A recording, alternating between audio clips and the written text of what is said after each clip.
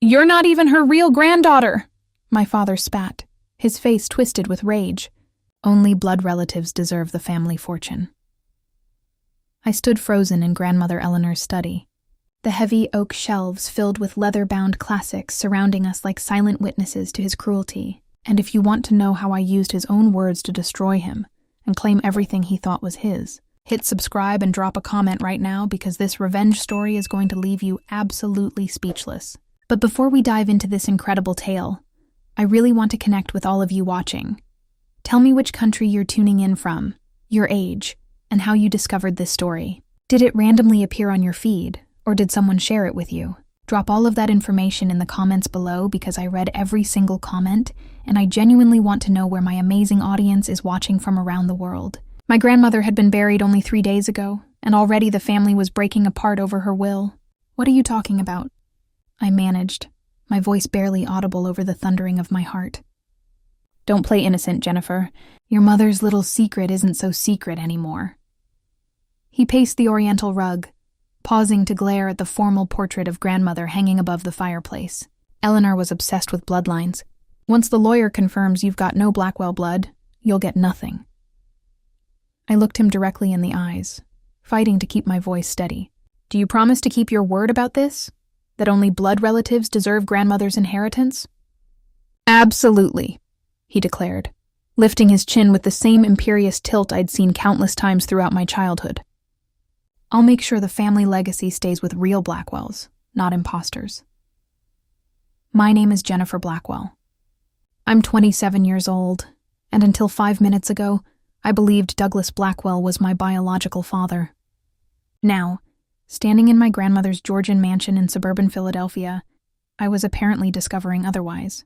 What I wanted was simple: the fair treatment Grandmother Eleanor intended in her will. She had specifically mentioned me, her only granddaughter, during our last conversation about her estate plans.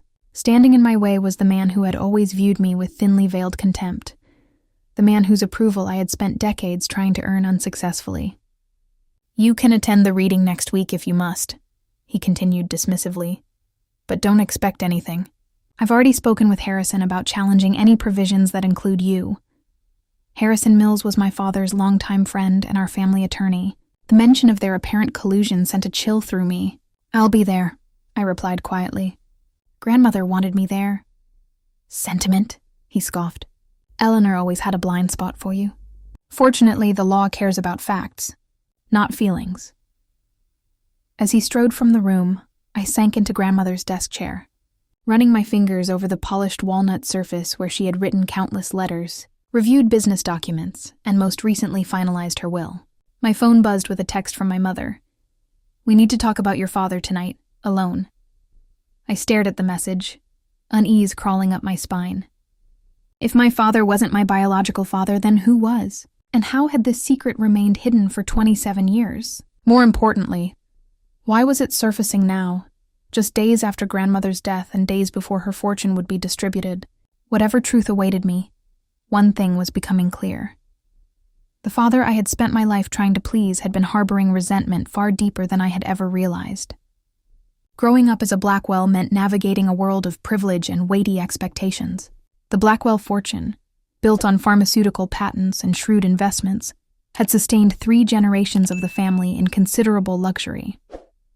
My father, Douglas, was the elder of 2 sons, which automatically positioned him as the presumptive heir to the majority of the Blackwell assets.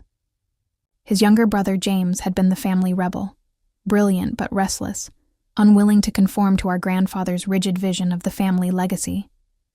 He'd left Philadelphia to pursue medical research in Seattle, returning only occasionally for major family events.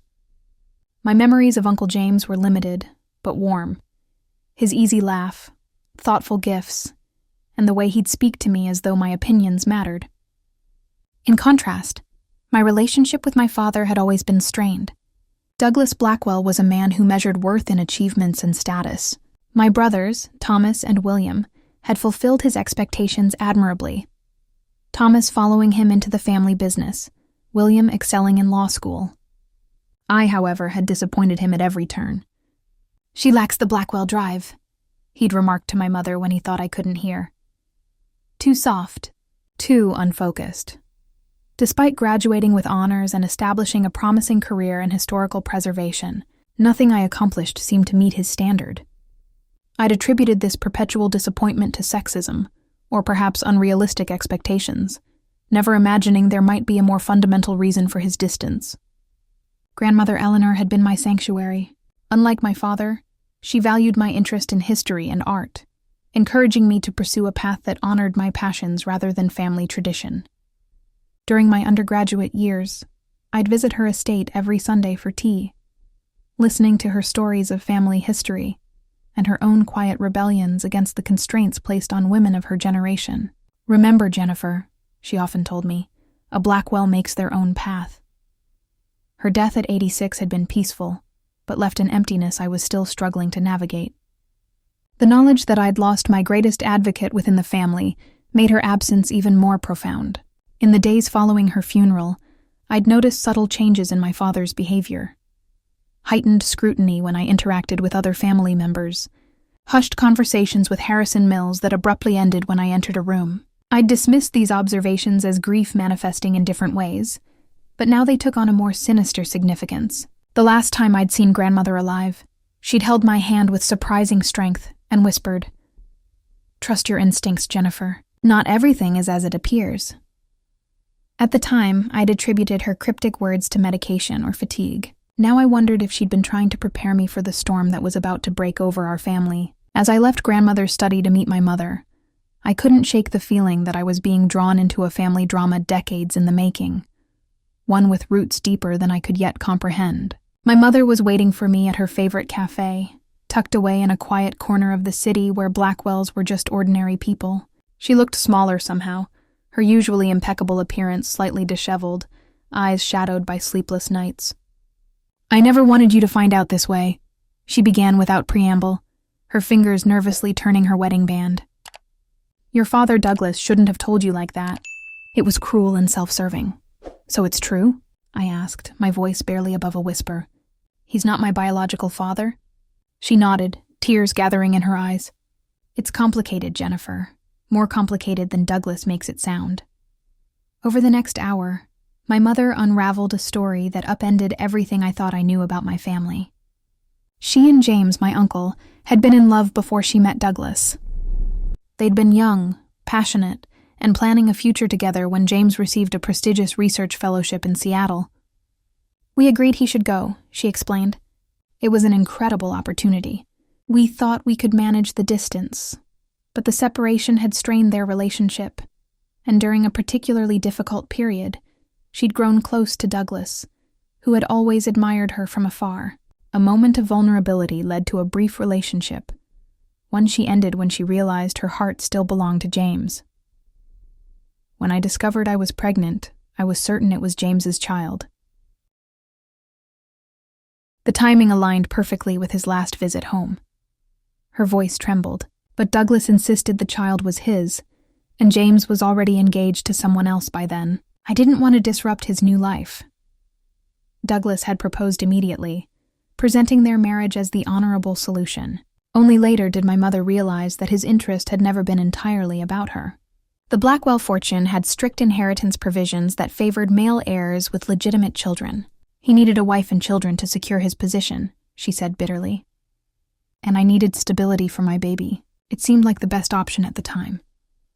Years passed, and the secret held.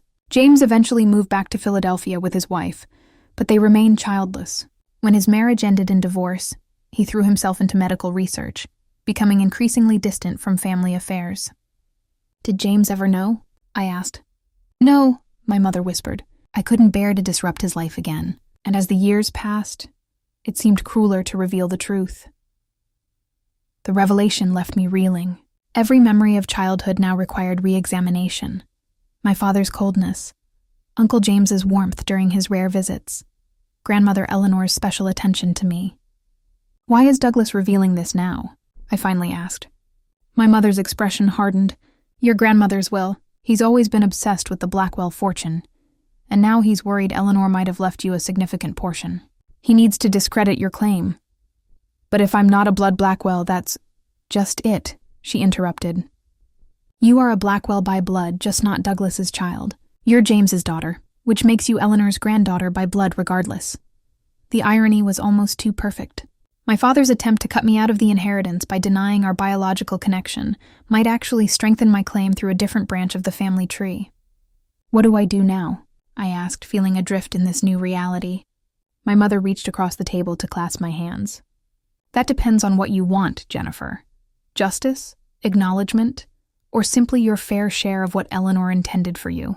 I didn't have an answer yet. The betrayal was too fresh, the implications too vast to process in a single conversation. But as we left the cafe, one certainty crystallized in my mind. I would not allow Douglas Blackwell to rewrite my history for his financial gain.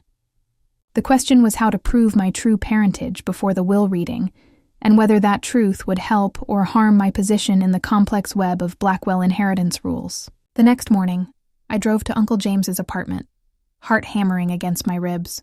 I had called ahead, keeping my reason vague. Family matters to discuss before the will reading. Now, sitting in his modest living room surrounded by scientific journals and travel mementos, I struggled to find the words to upend his world alongside mine. You seem troubled, Jennifer, he observed, setting 2 cups of tea on the coffee table. At 58, James Blackwell remained handsome, with the same dark eyes I saw in my mirror every morning. Is Douglas making things difficult about Eleanor's estate? It's more complicated than that, I began, then faltered. How did one ask a man if he might be your biological father? Uncle James, did you and my mother were you ever together before she married father? The cup froze halfway to his lips, his expression shifting from surprise to guarded caution. Why would you ask about ancient history now? Because Douglas has informed me that he's not my biological father, and he's using that claim to challenge my place in grandmother's will. James set his cup down with deliberate care. That sounds like Douglas, calculating even in cruelty. He studied my face with new intensity. What has your mother told you? I recounted my mother's revelations about their past relationship, watching his expressions cycle through nostalgia, pain, and something that looked remarkably like hope. I never knew, he said finally. Catherine never told me she was pregnant. By the time I heard about the marriage, it was already done. He leaned forward. Jennifer, are you saying you believe I might be your father? The timing fits, according to Mother, but Douglas is determined to prove I have no Blackwell blood to claim my inheritance. James's expression darkened. Eleanor's will specifically mentions you by name. Douglas can't simply write you out of it. He claims he can challenge any provisions made under false pretenses, namely that grandmother believed me to be his biological daughter. James rose abruptly, pacing the small room. This is absurd. Even if you are not Douglas's biological child, you're still Eleanor's granddaughter if you're my daughter. He stopped, meeting my gaze directly. We need to know for certain. A DNA test would settle this question definitively. The clinical simplicity of his solution both relieved and terrified me. You'd be willing to take one? Without hesitation, he replied. I've always felt a connection to you that I couldn't quite explain. If you are my daughter, his voice caught. Well, let's confirm the facts before we get ahead of ourselves. We arranged for expedited testing that same day, using a private lab that promised results within 72 hours, just enough time before the will reading. As we submitted our samples, a strange combination of dread and anticipation settled in my stomach. Regardless of the outcome, my relationship with both men would be irrevocably altered. While awaiting results, I attempted to gather information about grandmother's will. I contacted her personal attorney, Bernard Walsh, separate from the family lawyer Harrison Mills.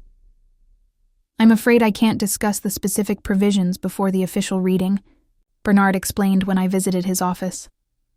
But I can assure you that your grandmother was of sound mind and very clear about her intentions. Did she know? I asked directly. About my biological parentage? Bernard's carefully neutral expression slipped momentarily. I cannot comment on that, but I will say that Eleanor Blackwell was a remarkably perceptive woman who very little escaped her notice. His non-answer told me everything I needed to know. Grandmother had suspected, perhaps even confirmed, that I was James's daughter, not Douglas's. My momentary triumph evaporated when I received a formal letter that evening. Harrison Mills had petitioned the court to delay the will reading pending resolution of identity concerns regarding purported beneficiaries. Douglas was moving faster than anticipated, using his legal connections to buy time while he built his case against me. When I called Bernard to ask about the delay, his secretary informed me he had been suddenly hospitalized with pneumonia and would be unavailable indefinitely. It couldn't be a coincidence. Douglas was systematically removing my potential allies and information sources. Without Bernard or the DNA results, I would enter the will reading at a severe disadvantage. That night, my mother called in a panic. "Douglas knows you met with James. He's furious. Jennifer, be careful. When Douglas feels threatened, he becomes dangerous." The DNA results arrived via encrypted email 2 days before the rescheduled reading. With trembling fingers, I opened the document, scanning for the conclusion buried amid scientific terminology. Probability of paternity, 99.99998%. James Blackwell was unquestionably my biological father. I sat back, emotions flooding through me. Vindication, grief for the relationship I never had, anger at the years of deception. The scientific confirmation transformed abstract possibility into concrete reality. Douglas, the man who had coldly rejected me my entire life, was not my father at all. I immediately called James, who received the news with quiet emotion. "I suspected from the moment you asked," he admitted. "You have Catherine's smile, but those eyes, they're Blackwell eyes, my mother's eyes." We agreed to meet before the reading to discuss our approach. Armed with DNA proof, I finally had leverage against Douglas, or so I thought. That evening, Harrison Mills requested an urgent meeting at his office. Despite my misgivings, I agreed, curious about this sudden outreach from my father's, no, Douglas's, legal ally. The elegant offices of Mills & Associates signaled old money and discretion. Harrison, silver-haired and impeccably dressed, greeted me with practiced cordiality that didn't reach his eyes. "Jennifer, thank you for coming. I thought we should discuss certain developments before the reading." "You mean the fact that Douglas isn't my biological father? Or that you filed a frivolous petition to delay the reading?" His smile tightened. "Actually, I was referring to the DNA test you and James arranged." My blood ran cold. How could he possibly know about the test? We had been meticulously careful. "Douglas was quite distressed to learn of this independent investigation," Harrison continued. "He asked me to convey a proposal." He slid a document across his desk. It was a waiver agreement relinquishing all claims to Eleanor Blackwell's estate in exchange for a one-time payment of $250,000. "This is absurd," I said, pushing it back. "Grandmother specifically included me in her will." "Yes, under the presumption you were Douglas's daughter." "Now that we know otherwise, now we know I'm James's daughter, which makes me even more legitimately Eleanor's granddaughter than if I were Douglas's," I interrupted. "Blood relatives deserve the family fortune, isn't that what Douglas always says?" Harrison's expression shifted. "There are complexities you're unaware of, Jennifer. Legal nuances regarding the Blackwell Trust that supersede simple biology." "What complexities?" "I'm not at liberty to discuss details before the reading, but I strongly advise you to consider this offer. Douglas is prepared to be quite aggressive in defending the family interests." The veiled threat hung between us. I left without signing, more determined than ever to stand my ground but deeply unsettled by Harrison's confidence despite our seemingly ironclad DNA evidence.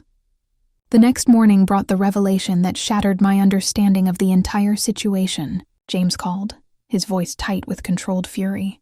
"Jennifer, I've just received some disturbing information from an old family friend, a nurse who worked with my father decades ago." He paused. "Douglas isn't biologically a Blackwell." "What?" The room seemed to tilt around me. Apparently, my parents adopted Douglas as an infant after my mother had several miscarriages. When she unexpectedly became pregnant with me years later, they decided to keep the adoption quiet, not wanting Douglas to feel like less than their son. The implications hit me like a physical blow. If Douglas wasn't a blood Blackwell, then by his own logic, does Douglas know? I managed. "I don't think so. Our parents took the secret to their graves, but Eleanor might have known. She and my mother were extremely close." "That's why Harrison was so confident," I breathed. "There must be something in the will or trust document specifying blood relations." "Exactly. I've been reviewing copies of the original Blackwell Trust. There's a specific clause requiring direct bloodline descent for principal inheritance. Douglas would have been protected by his legal adoption, but by making this about biological legitimacy, he's potentially disqualified himself. The irony was almost too perfect. Douglas's attempt to disinherit me by questioning my biological connection to the Blackwell line could backfire catastrophically if his own adoption came to light. "What do we do with this information?" I asked. James was quiet for a moment. "That depends on what you want, Jennifer. What Douglas deserves and what's right for our family might be different things." I considered his words carefully. "I think," I said slowly, "that people who insist on blood purity should be held to their own standards, don't you?"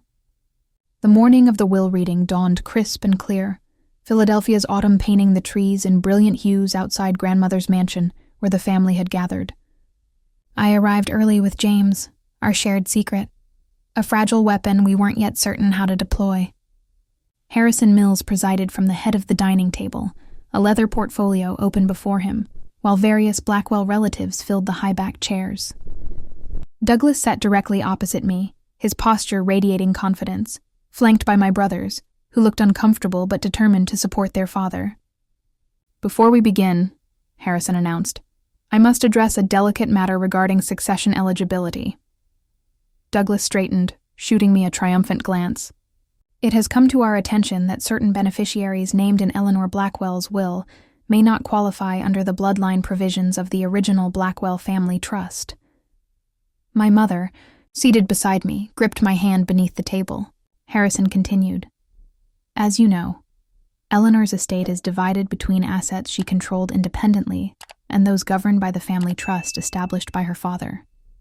The trust specifically requires beneficiaries to be blood descendants of the Blackwell line, which is precisely why we need to address Jennifer's situation," Douglas interrupted smoothly. "Recent information suggests she is not my biological daughter and therefore has no claim to the Blackwell inheritance." A ripple of murmurs circulated around the table. James and I exchanged glances, our carefully rehearsed plan suddenly derailed by Douglas's preemptive strike.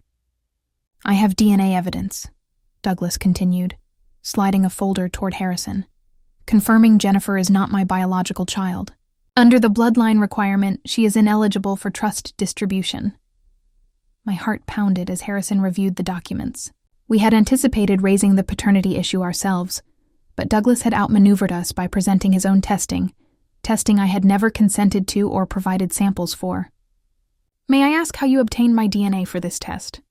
I asked, fighting to keep my voice level. Douglas's smile was cold. "From your water glass at our last family dinner." "Quite simple, really." "That's illegal," James interjected. "Unauthorized DNA testing. Irrelevant to the inheritance question," Harrison cut in.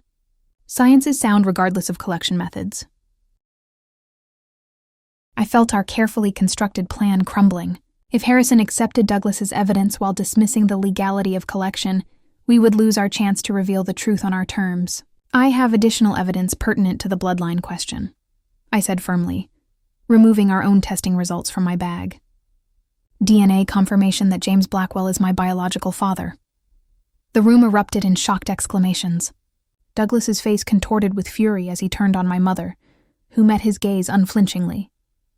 "This changes nothing," Harrison insisted after reviewing our documentation.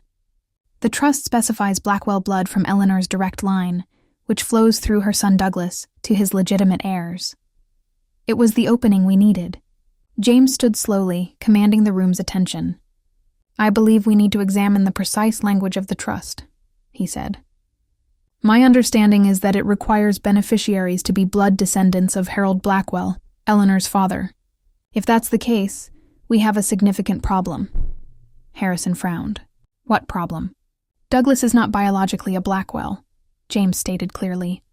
"He was adopted as an infant, a fact our parents kept private to protect him, but which Eleanor was aware of." The silence that followed was deafening. Douglas's face drained of color as he stared at his brother in naked shock. "That's absurd," he finally sputtered. "A desperate lie." "I have the adoption records," James continued implacably, "and DNA confirmation." He produced another folder. "If we're applying a strict bloodline test as Douglas insists, then I am Eleanor's only biological child, and Jennifer, as my biological daughter, is her only blood grandchild. Harrison looked stricken as he examined the documents, his loyalty to Douglas visibly warring with his professional obligations.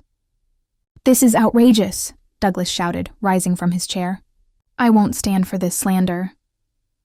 "You're the one who insisted only blood relatives deserve the Blackwell fortune," I reminded him quietly. "Are you retracting that position now?" Before Douglas could respond, the library doors opened to reveal a frail but determined Bernard Walsh, grandmother's personal attorney, leaning on a cane. "I apologize for my tardiness," he said, nodding to me. "I believe my presence is required for this reading." Harrison's dismay confirmed our suspicion. Bernard's unexpected recovery threatened whatever legal maneuvering Douglas had orchestrated in his absence. "I would like to review the documents before proceeding," Bernard insisted, his experienced gaze already noting the tension filling the room. As Bernard settled at the table with the various test results and adoption papers spread before him, Douglas looked truly afraid for the first time. Whatever scheme he had constructed with Harrison was rapidly unraveling, but his desperation made him unpredictable and potentially dangerous. Bernard adjusted his reading glasses as he reviewed the final pages of Grandmother's will, his voice steady and authoritative. "Before addressing specific bequests, I must draw attention to a letter Eleanor Blackwell instructed me to read if questions of lineage arose during this proceeding." He opened a sealed envelope, the Blackwell crest embossed on heavy cream paper. The room fell silent as he began to read. "To my family gathered here, if this letter is being read, then the secret I have kept for decades has finally surfaced. I have always known that Douglas was not born of Blackwell blood, but was welcomed into our family through adoption, a noble act of love by my husband and myself after years of heartbreak. I have also known since the moment I first held her that Jennifer is James's biological daughter. A grandmother knows her own blood. The Blackwell trust established by my father requires blood relation for principal inheritance. Having anticipated potential conflict, I have restructured my personal assets, which constitute the majority of what you now call the Blackwell fortune, to reflect my wishes rather than outdated notions of bloodline purity. To Douglas, you have been my son in every way that matters, but your treatment of Jennifer, your brother's child, has revealed a character that dishonors the Blackwell name you so jealously guard. By your own insistence on blood qualification, you have disqualified yourself from what you most covet." Bernard paused, looking directly at Douglas, whose face had gone ashen. "In accordance with Eleanor's explicit instructions," Bernard continued, "and in light of the DNA evidence presented today, confirming both Douglas's adoption and Jennifer's parentage, the distribution is as follows. The trust assets requiring Blackwell bloodline pass to James Blackwell and his biological daughter Jennifer. Eleanor's personal estate will be distributed according to the specific bequests outlined here." Douglas lunged for the documents, but Bernard calmly shifted them away. "You promised," Douglas shouted at me, desperation breaking through his composed facade. "You said only blood relatives deserve the fortune." "No," I corrected him quietly. "You said that. I merely asked if you would keep your word about it, and you promised you would." The justice of this moment wasn't in the inheritance itself, but in watching Douglas's carefully constructed reality crumble under the weight of his own hypocrisy. The aftermath of the will reading unfolded like the final act of a Greek tragedy. Douglas, undone by his own machinations, stormed from the mansion shouting threats of legal challenges that everyone present knew would fail. Harrison Mills followed, his professional reputation in tatters after Bernard revealed his knowledge of the adoption records he had deliberately concealed. My brothers, stunned by the revelations, approached me uncertainly. Thomas, always the more sensitive of the two, spoke first. "I had no idea about any of this," he said quietly. "All those years, the way he treated you, it makes a terrible kind of sense now." William nodded soberly. "For what it's worth, you've always been our sister. That hasn't changed." Their sincerity moved me more than I expected. They had been shaped by Douglas too, in different ways. Perhaps there was a relationship worth salvaging there, given time. Mother approached next, relief and apprehension mingling in her expression. "I should have told you years ago," she said. You were protecting me," I finished for her. "I understand that now." The most profound conversation came later that evening when James and I sat in grandmother's study. Surrounded by the books and artifacts of a family history, we were both rewriting in our minds.